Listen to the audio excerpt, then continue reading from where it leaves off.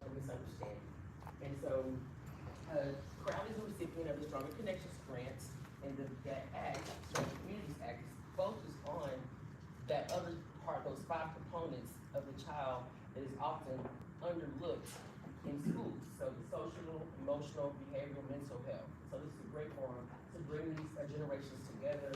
And so we have Kristen Gies is the CEO and founder of Advising Generations, and it's a company that we use, and we're trying to reimagine on a disco reimagine journey, and she's really focused on the underlying issues of student behavior. She's our moderator. We have parents and educators on the panel of these wonderful students. Some are their parents and some are not. And so we're gonna have a conversation this morning around 7 themes. And so it's the goal is the theme is mind over the matters of life. The conversation will be around 7 themes, which include resilience, focus, emotional awareness, communication, social pressures, and empowerment. And the goal is to gain understanding between the adults and students and lead with a plan for better communication and more positive interaction in the home as well as the school. As I work with those kids over 4 days in the pre-mediation, it made me a better parent. I'm a parent of a now 21-year-old, so she was just transitioning out of high school, and it was hard to move into not being able to tell her what to do, but still being able to tell her what to do, right? Because you're still on my payroll, but you're still, so anyway, last phase of adolescence. So we have teachers that are still just got out of adolescence. I don't want to tell her age, but she's not far. She was a student here at Crowley CISD, and now she's a teacher. So I'll go down and let everybody introduce themselves, tell their name and their role, and then we'll get started with the conversation. Good morning, everybody. My name is Kristen Johnson. Oh, you can that shit out there. Oh, this is fancy. Good morning, everyone. I am Kristen Johnson. I am the Innovation Specialist at Mary Harris Elementary, and this is my 5th year in education. Hello, my name is Coach Demetric Shaw. I'm the SEL Specialist at MC9, and I believe this is my 15th year in education. My name is Crystal Hamilton, known as Miss Crystal. I'm a band booster president, and I'm a parent, and I've been volunteering in this district for 13 years. I'm Dr. John Hamlet, Director of Student Support and Engagement. I've been in education for 32 years. My name is Dr. Edna Chisholm-Nicholas. I am the founder of a group practice called Authentic Counseling and Coaching Center in Fort Worth. And I have a special role of parenting this beautiful young lady down here at the end, Michaela Nicholas, and actually my idol. So that's my biggest role.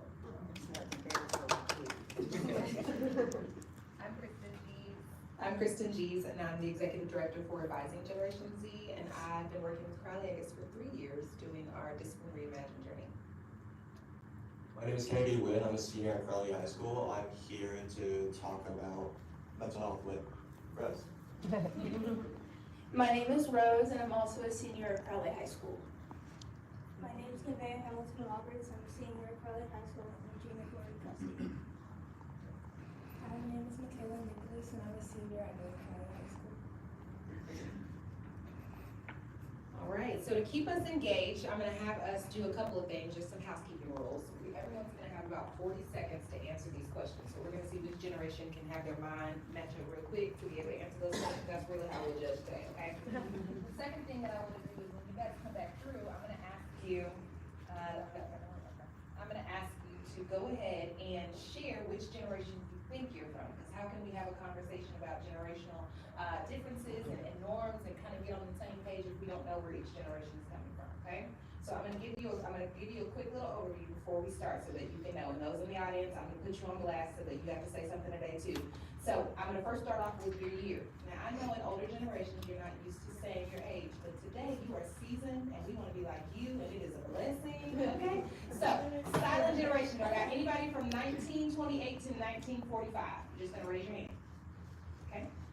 Baby boomers, 1946 to 1964, okay? Next we have Gen X, 1965 to 1979.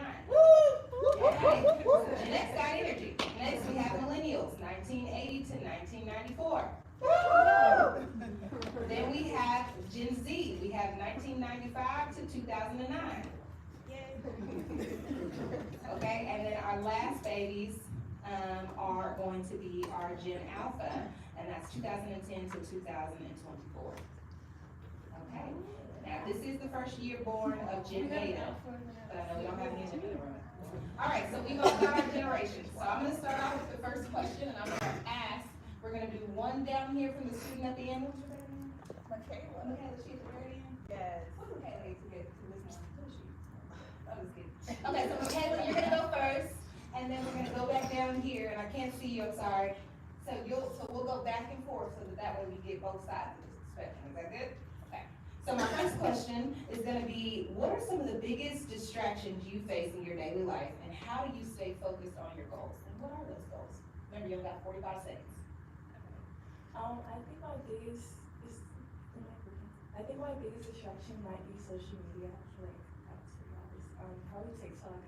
I think we all were there this weekend when TikTok got banned, and I think we were kind of freaking out. And I realized that how dependent we are on it whenever it got banned. So I feel like when I wasn't on it, I feel like I was more focused, and I had to find I was like cleaning and stuff like that to kind of distract myself from the fact that it was banned. And I think my goals are kind of to declutter my life. So I think when my distractions are clear, I can do things like that, like make my life more organized and stuff like that. Okay, for me, I'm gonna say my biggest distraction at 28 is sometimes my ambition. I can have my mind on so many things and my hand in so many pots that it causes me to neglect my mental health, right? So that's one of my biggest lessons of 2025 and goals is to really learn how to take care of Kristen as well as just with the same level of zeal and passion and energy and integrity that I do when I invest into so many other things, because if I'm not okay, then I can't even begin to, step my foot into some of the great things that we do here. I believe my biggest distraction is myself. There is nothing more distracting than your own mind. I don't know if any of you ever feel this, but have you ever seen I'm gonna use the Wizard of Oz, for example, the tornado, right? Or a twister. It sucks up everything. And no matter how much stuff you throw out, there's always gonna be something in it. But this tornado never goes away. Ever. At night, you're thinking about it, you have dreams about it, you wake up, think about it. My room is currently a mess, but it's also a reflection of how my brain is. There's baskets of everything, and I never know what's in it, and I cannot declutter it to save my life. I always tell myself I'm the most laziest person, but at the end of the day, I know that is my pit of emotions that I don't know how to clean up on my own. I know there are resources out there to help me. I just don't know how to get that yet. So my biggest distraction will always be myself, no matter how much I say I'm distracted by my phone, I'm distracted because I don't want to do this. At the end of the day, it's me putting off the fact I am an impending doom, and I don't know what to do yet. Can we give her a round of applause? And there's some resources out here, so make sure you talk to me once you leave, okay? There it is. As a parent and an educator, I think one of my biggest distractions is whenever we're trying to make breakthroughs with the next generations that we have, I think sometimes I get really frustrated with their lack of basic knowledge of some of the things that we assume that they should have. Then I realize if I had access to the things that they have access to, social media being judged by it every day, then I probably would react exactly the same way that we react to it. So when I go home each day, or even when I'm at school and I'm working with young people, I think it's really important that I try to keep the focus and keep my tolerance level high so that I can make sure that I communicate with these children, including my own.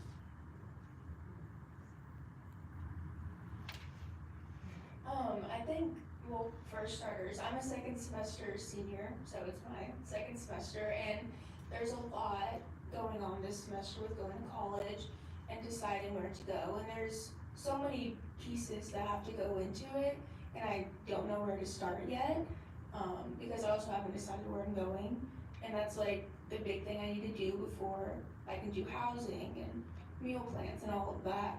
And so there's just so many things that are on my mind, and so many decisions I have to make that it's distracting me from everything else, because I constantly think about, I have to have this done and turned in by this date.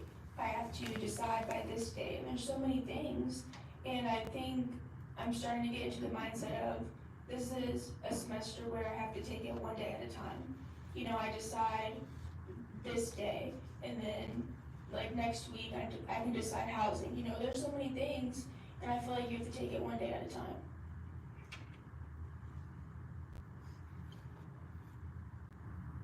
So I'm gonna piggyback off my kid. We are two tornadoes in the same house, to be honest.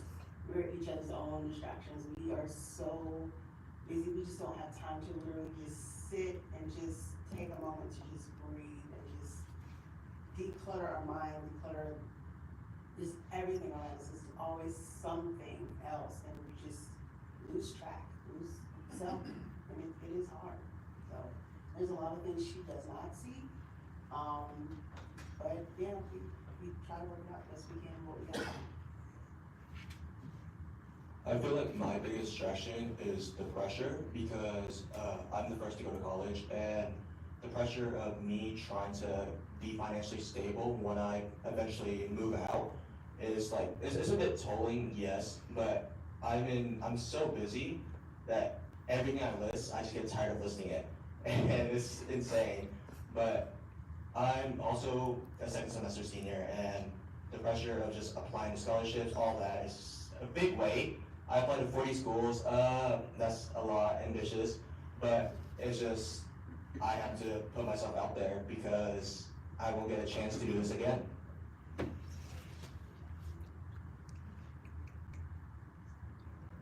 I'm kind of reflecting on this question. I think, my distraction, I don't really call it distraction. I think it's one of, just being there and I guess not saying no, because I'm looking at myself as a person that serves, and sometimes you gotta learn to be able to prioritize, but also learn to say no, because at times you pulled to take care of so much, so it doesn't become a distraction. It's just learning now to more or less kind of prioritize. Prioritize yourself, but sometimes you have to take care of things at home, take care of things at work, take care of things, and also life change can be somewhat of a distraction. So that's kind of what my thoughts are at this time. I think that, I'm an empath, so any and everything in the world that I can think about as it relates to caring, I'm gonna care about it. So if I'm outside and there's something that I feel empathy for, then sometimes that can be something that weighs on me. And so even though I'm empathetic, even though I care for everybody, even though I care so much for others, what I'm learning is, what do I do with it?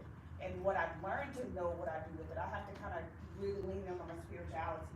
So when I say lean on my spirituality, I mean that I have to say, okay, I know I really care about that. I know I really want to help. I know I really want to do that. But that's something that I'm going to have to leave with God right now.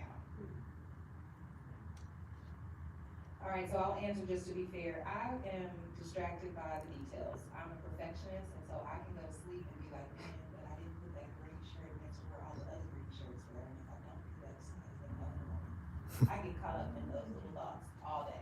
So I've learned to, if I have homework or something to do, take myself out of the house somewhere I don't wanna be, so that I can get back to the house to fix that green shirt. That's what I've done. Okay, so I'm gonna move on to the next one, which is emotions, and you kind of hit a little bit on that. This time I'm gonna switch it up and have our parents and our adults start off by answering those questions first, and we'll go back and forth this way, okay? So as far as your emotions are concerned, how do you manage them, and how do you know when you're actually going through something emotionally?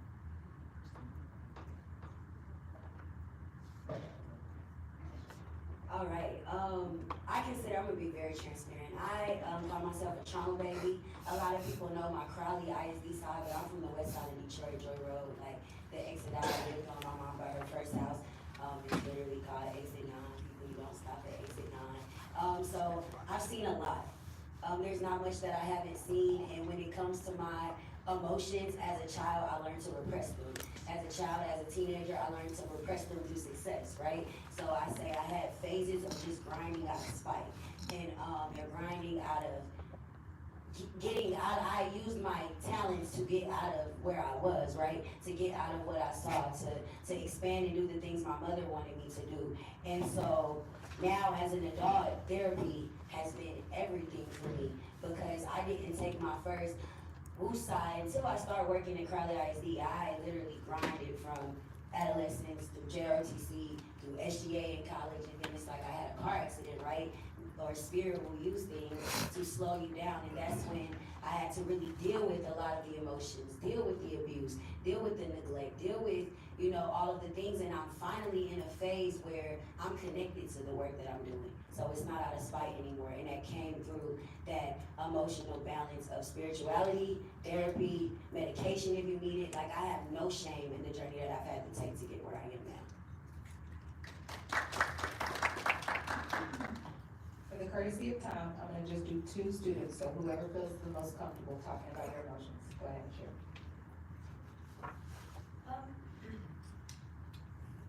You know, you can have a lot of things in the world, but the one thing that will always stay consistent is your lack of feeling happiness. When you get something, you feel happy, right? But at the end of the day, you're gonna cry at night. When you think of something, is it positive or is it negative? What are you thinking right now?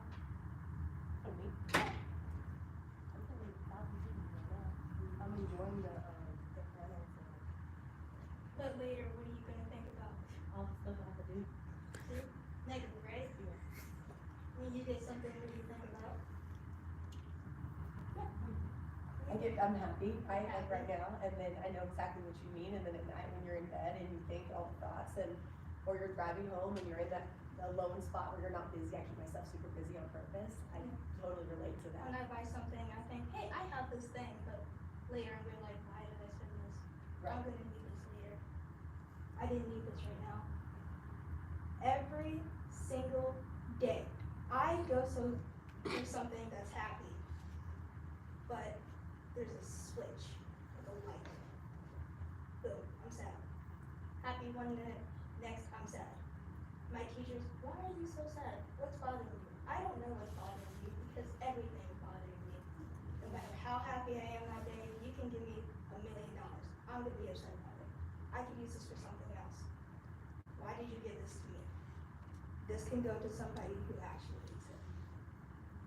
Nothing in this world will make you truly happy except for what you do for yourself. And even then, you're gonna be sad. You're always gonna be sad. That's okay. The world is sad. I'm sad.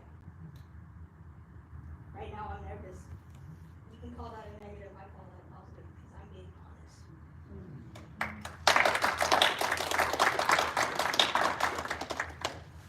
Ms. G? Yeah, I was gonna say one more parent and then. I know you said just the kids, but I only wanted to address something just because you can tell that man is a beautiful soul. You know what I mean? Like, wonderful. You know, you can tell, like, we don't have to be an empath to know that, like, you know, that we all go through things, and sometimes your perspective should, you should get greater perspective so that it can help you out just a little bit.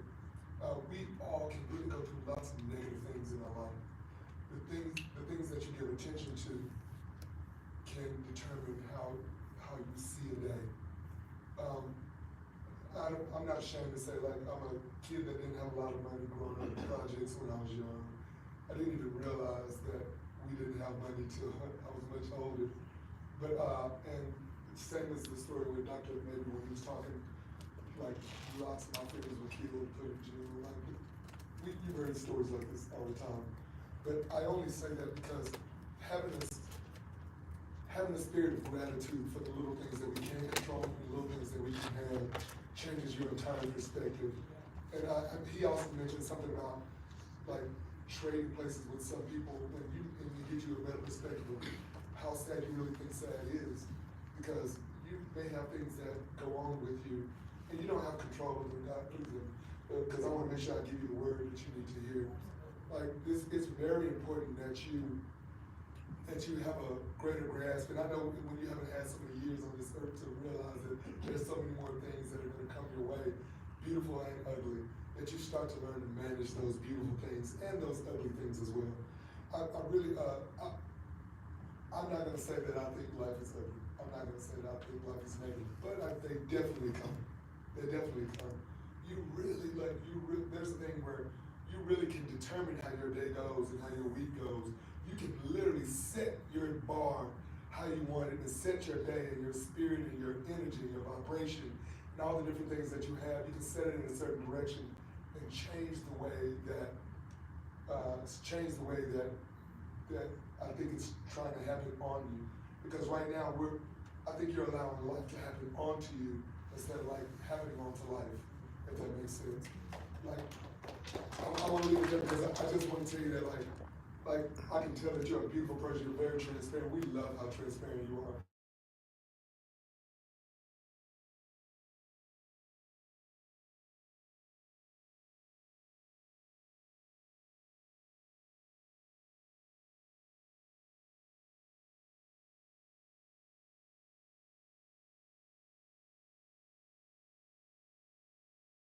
A year ago, I lost both my parents. One of them, I knew was gonna happen. The second one was unexpected. And the thing that I learned throughout that is to value life. My perspective of life changed because every relationship that I have, I value it so much more because it means so much to me, whether it's on the job, whether it's my family. And the thing that I learned from that is, more than anything, is that my perspective just changed about everything ain't so serious. Everything, I value everything. Something happened 2 days ago within my department. They blessed me with something that happened to me, and it meant so much to me, and I thanked them again today when I saw them. So, young lady, the thing I'm gonna share out of the whole thing is, value life as it is. Because every day he promised, every person you see he promised, and that's what I've gotten. And my perspective on life has just changed so much. So I'm gonna go to our next question. You guys did a great job lining us right up to that. The next topic is communication. And I wanna honor the fact that you young people are using your voice today. And so I'm asking this question: how do you communicate your thoughts and feelings to the adults, and how is that received? You share something, you listen, or are we ready to have a response or an answer? Tell us about that at your age. And someone new, because I've heard a lot from her, so I wanna hear the rest of you guys share something. Question is, how do you communicate your thoughts and your feelings, and how do the adults perceive what you say? Okay, so I'm a therapist. So I think I communicate very well, and I think I'm very expressive with my emotions, and I feel like sometimes that can be a blessing and a curse, because not everyone's like my mom and can understand my communication style or understand even how I communicate my emotions, whereas when I communicate, I can say sometimes things I don't mean in the moment. So I feel like whenever I'm expressing my emotions to my mom, she's very understanding, and she has basically taught me like how to speak and how to communicate and say how I feel. So I feel like it's honestly like, especially this year with being a senior, I feel like I've used my resources with my counselors more, with my advisors more.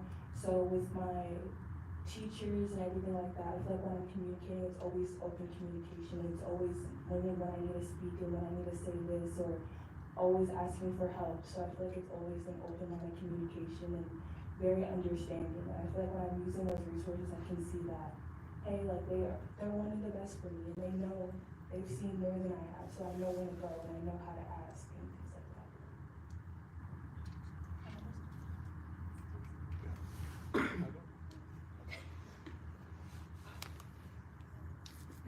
Communication for me is like a difficult part because my parents are immigrants, so we have this language barrier.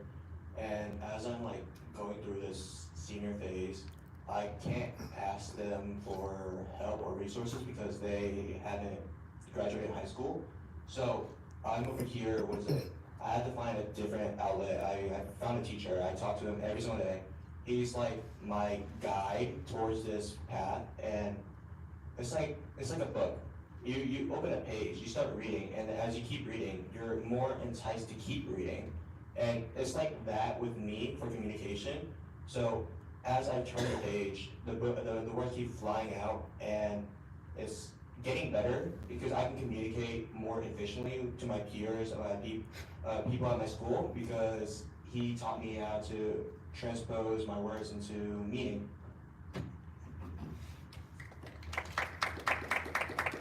All right, we're gonna go into parents, just quickly, just one of you share. How should, and I'll ask you, counsel, since your daughter already ragged on you today. Let's answer, what are some tips for the parents or the adults that are in the audience to listen? I know we've got this trend on social media right now, you know, we listen but we don't judge. But what tips do you have when they're sharing raw emotion to actually understand what they said without minimizing it? So it's all about active listening, because sometimes we listen to be ready to defend. Or sometimes we listen and we're already ready to say what you think it is. I think it's an open communication. You are not raising your child like you were raised when we were raised. And so what you have to understand is when they're coming to you and they're saying things and they're saying stuff and or maybe they're even showing up in a certain way, at least they're showing up and they're talking to you. When they stop talking to you, that's the problem.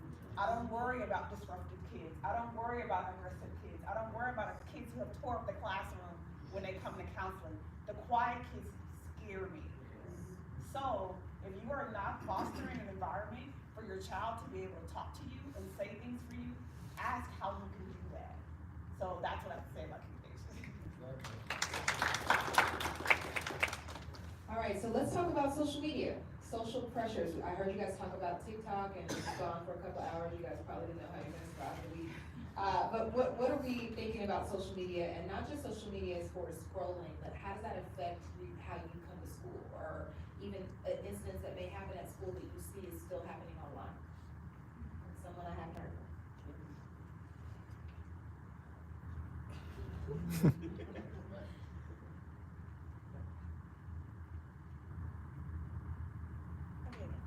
Everyone's looking at me now, but like, so I'm on TikTok, I feel like we all are, and there's often like this trend on TikTok, if you like one video, you'll see it again, and you'll see the same ones like over and over again, and TikTok has a lot of relatable stuff, and if I'm going through something, and there's like a TikTok about it, you know, I'm gonna like it, I'm gonna repost it, but then those same thoughts keep coming back, because the same videos keep coming back.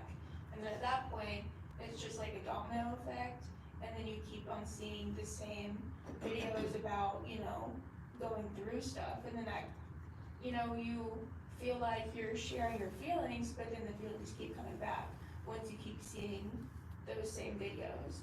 And so I feel like social media is an output to share your feelings, but it can also get to a point where it's not okay to share your feelings anymore, because it can be a lot too.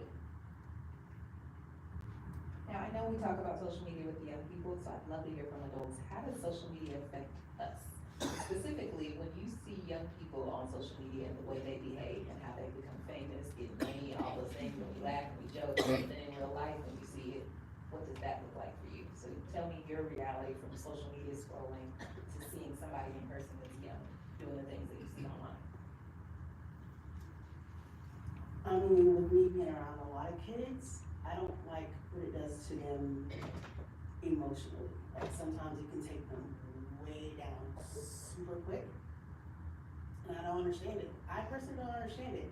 So I'm like, you were fine 5 seconds ago and you saw something and your whole world changed.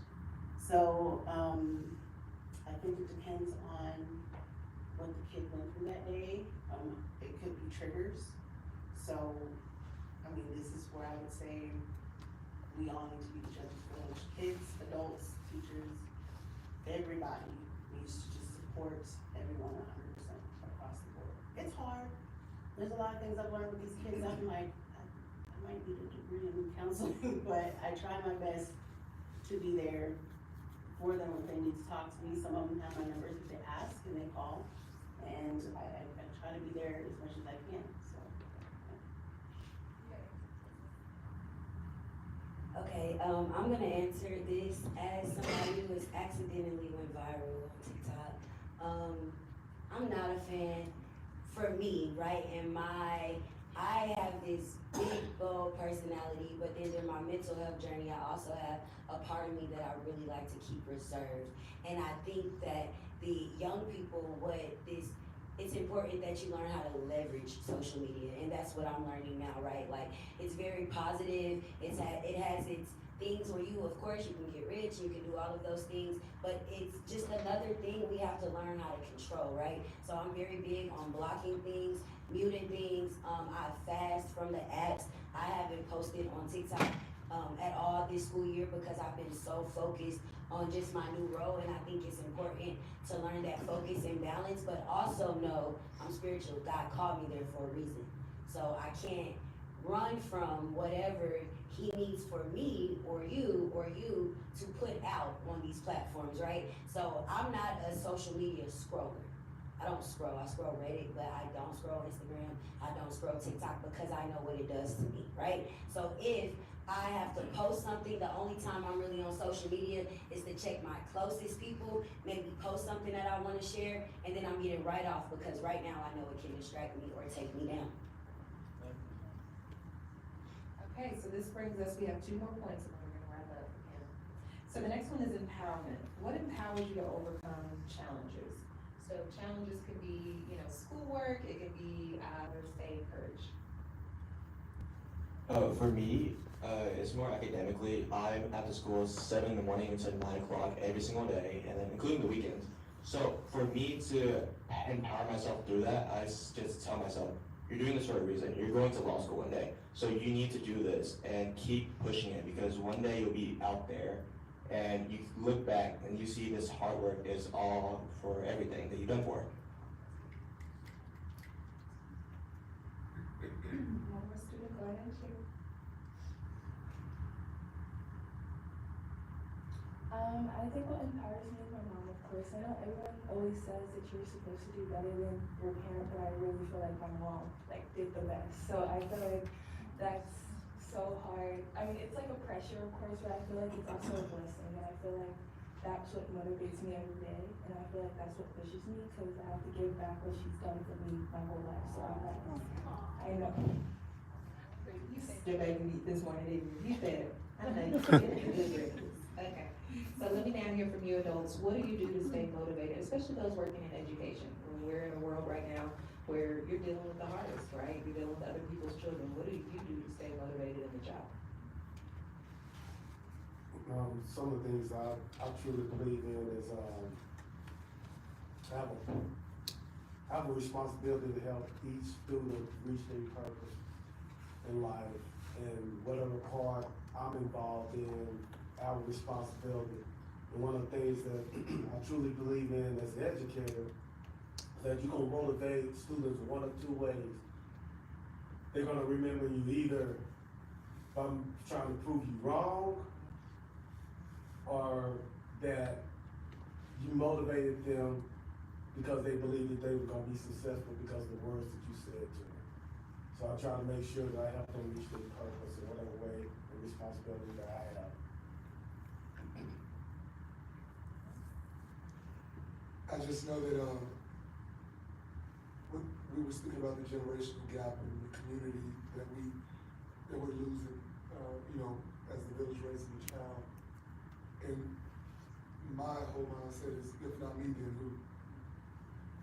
Like, I was a person who, I played professional basketball, I retired, I came back to the city where I lived, and it was like, I could do something, what can I do that's positive impact to change?